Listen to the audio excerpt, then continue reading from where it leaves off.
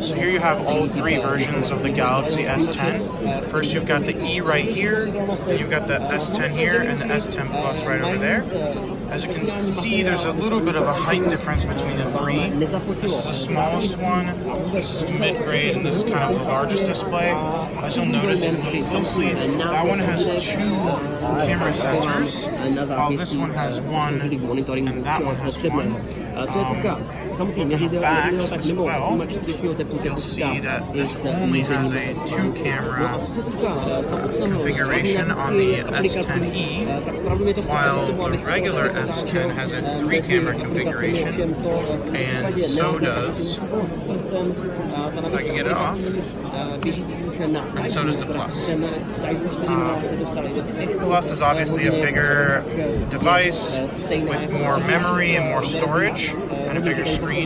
So these are kind of designed to fill all three different types of users that maybe don't think they need a huge screen or don't want to go for the premium top-end design.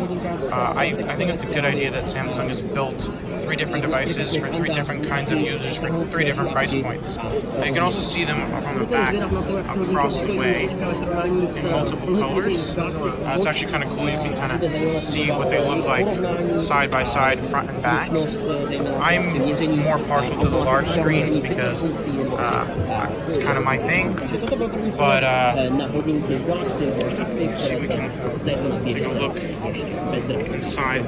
As you can tell, they've kind of changed a little bit of the icon design. They're a little bit more flat and paper-like in terms of design principle. And see, you can open up the camera because that's what people care about the most. And as you can see, there's already a 3-camera option right there where you can switch between normal camera, zoom, and the wide angle.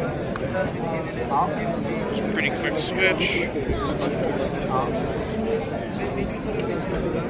And you can use it that way. And there we switch, you can see me. You can go wide angle. And yeah, there's even more. And then switch away from that.